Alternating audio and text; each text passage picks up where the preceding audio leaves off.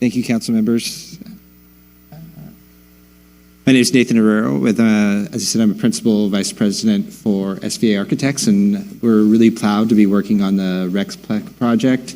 Hopefully I worked all the kinks out the first time, so this will be smooth. So we're here to just give you an update on where we stand with the design. We've been working with the city for a few months now on working out this schematic design, which is sort of the first initial phase of the design process, working out the site plan, floor plan, and preliminary ideas for what the building is going to look like. I'm going to grab the...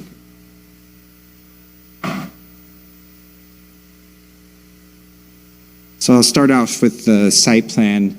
The project actually involves 3 different parcels. So there's the main large parcel that's got the building label there on it, as well as the parcel that currently is a parking lot behind the building. In this diagram, it has some basketball courts there in green and orange. And then across the street is an additional parcel, which will become the park. So we are doing basically a complete gut renovation of the existing building. We'll get into the interior plans of that in just a second. And re-landscaping all of the area around it, as well as taking over part of 7th Street to provide that parking on the east side of the building. The existing parking gets converted into outdoor basketball sports courts there, with the idea that if the budget allows, those could be built with a roof over top of them so they're more usable in all weather for both basketball and basically any type of court-based events that were outside. And then the bulk of the other outdoor amenities are all across the street. Closing the 7th allows us to provide a nice pedestrian connection across where people can safely go back and forth from one side of the complex to the other. And the amenities on the other side include outdoor picnic areas and game tables, restrooms. There's a splash pad there in the middle, as well as a large outdoor children's play equipment area and a fitness equipment area. So fitness equipment that's sort of geared more towards all ages.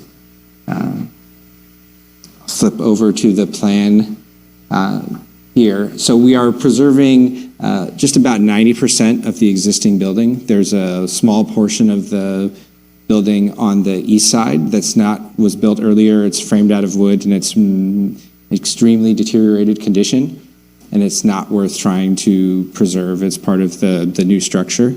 We were able to work with the city planning out the new floor plan to fit within the footprint without that portion of the building, and it'll be a definite budget savings not trying to rebuild that portion on the end. The largest space and sort of the primary space is that multi-use court area in the middle. If you've been inside the building, that's the big volume right in the middle of the metal structure.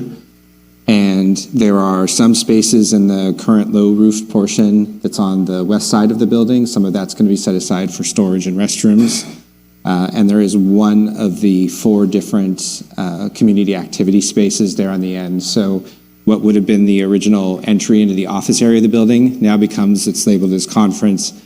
But really it's one of those 4 spaces that can host smaller activities within them and really flexible.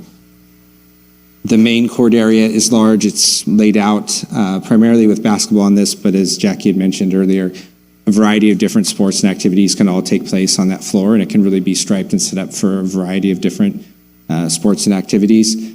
It's showing a large, full NBA level basketball court going east-west with a curtain that can come down the middle so that you could run 2 full courts at basically a junior high school level the other direction, all with seating available when it's split in half, and those courts can run simultaneously. The area in purple on the diagram, that is the main circulation through. So there's 2 primary entries to the building. One's facing D and one is facing back towards the alley.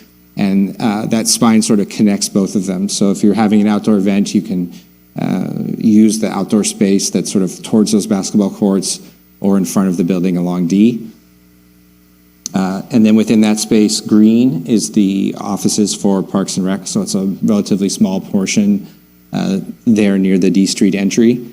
The Senior Teen Center is in the light blue, and then just above that on the plan, that is the large commercial kitchen space. So that's been set up to support a variety of different cooking for events both inside and outside. It has service windows both directions, as well as a connection straight to the Senior Teen Center. And it's also designed in a way where it has a really large open space, prep space in the middle. So if you're doing classes or prep in there, it keeps that space really, really functional, depending on how it wants to program. And then the last, on the right-hand side of the plan there are 3 more activity spaces. They have different labels. One says studio and the other 2 say classroom. But that's really giving the city a lot of different opportunities for different sized activity spaces. And then the 2 on the right actually have an operable wall in the middle, so they can be split apart or opened for larger events. On the exterior of the building, we are trying to pay homage to the history of the building and its sort of presence within the community by recreating some of the color palette and the metal panels that were on the existing building originally. None of them that are there will stay. They've all seen the end of their useful life and deteriorated, but we can recreate some of the feel and that color palette to maintain that connection while introducing some new materials to the exterior that help split it up. It is a rather large building, and we're trying to highlight different areas here. So what you're seeing here is the north elevation. This is facing towards the alley. This side gets no direct sunlight, so it's a really good opportunity for us to get a lot more natural light and visibility into the building compared to now. So you'll see a lot of glass on this elevation, right about in the middle there in the brown fiber cement siding area. That's one of those 2 primary entrances, so that's where it connects out to the side. And then there's a lounge space at the north end of the main gym court, and that's where you'll see a lot of those windows on the right-hand side. When we flip to the south, you have some different functions on this side, and we're also trying to prevent some of that same heat gain on this side of the building, while also introducing some visibility. So you'll see there's some large, narrower windows that do bring views into the gym space and some of the office spaces. And then we introduce a translucent cap around the top of the gym court. So what that does is bring in a lot of great natural light from the outside without a lot of glare. And it also will look very, very cool in the evening and nighttime events. And you can see in the rendering later, it'll kind of give the whole building a glowing cap. It sort of highlights that it's a hub of activity for the community. Here are the other 2 ends. So the view on the left is the east elevation of the building. So that's how, again, you're going to see some more glass. Those are some of the classroom spaces that have some direct exterior entries. And then on the right, that's the west elevation. That's a little more solid. There's a lot of support functions in that lower portion of the building. This is a perspective view from the sort of alley side, as if you were walking from the park spaces across the street back towards the building. So you can see some of the classroom spaces there on the left, and then a little further over to the right, the main entry spine back into the gym. We're taking advantage of the alley space. We're creating all more active outdoor spaces that support those indoor functions there. And I think really sort of recreate this building in a much livelier and exciting fashion. And I think be a really fantastic addition to the community. With that, I'll hand it over to Gregor, who can go over a little bit on the funding and grant side. Good evening, Council and Mayor. My name is Gregor Markle. I'm a managing principal with Dahlin. I am the city's project manager. I've had the privilege of being before you guys a few times now throughout the process here. What you're looking at is just a quick summary of the different elements that go into the Prop 68 budget for the project that have been raised to fund this project, along with the bottom line, which is kind of the initial approximate cost estimate for what we're looking at today. This will need to be updated as we refine the design throughout this process. Other grants that we are looking to acquire for this project, I'm not sure, I don't recall when you guys came in on this conversation, but each of these grants that we'll show you, they're applicable to the project as is without modification to the program or modification or addition of dollars to the project, which is why we think they're good to go after. As Jackie mentioned, we are also engaging a grant writer to expand this approach and find additional grant funding options for the project. Funding of this project will be critical to its success and to making sure that we bring and deliver the most that we can for this community.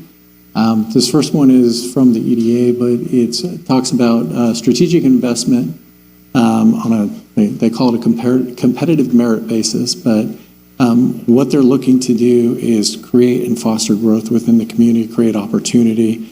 And that is something that we've talked about utilizing the commercial kitchen to do. Not only can it become a teaching and learning area, but it could also become an incubator space that could be leased out or rented out by entrepreneurs within the community to help ground and grow an initial business. There's also other areas within the building, some of the multi-purpose spaces that we've looked at that have similar possibilities that could become not only funding sources, or I should say streams of revenue for the city, but also to create opportunity and growth. And in writing this grant, we'll be aggressively looking at how we can go after that. The Resilience Center grant, we've talked about from the onset of this project, to look at how we can utilize this facility as a emergency facility for the community, both as a cooling center, potentially as a center for retreat from people who cannot get away from things like air pollution from wildfire smoke, things of that nature. But there will be a lot of different opportunity for that. And last but not least, the U.S. Department of Transportation has a charging and fueling infrastructure discretionary grant program that we're looking to take advantage of. We have planned to provide charging stations at multiple locations on the site for parking areas. This will help to broaden the ability of people to utilize for charging opportunities as more EVs become more prevalent within the community itself. Yeah, that is what I've got for you.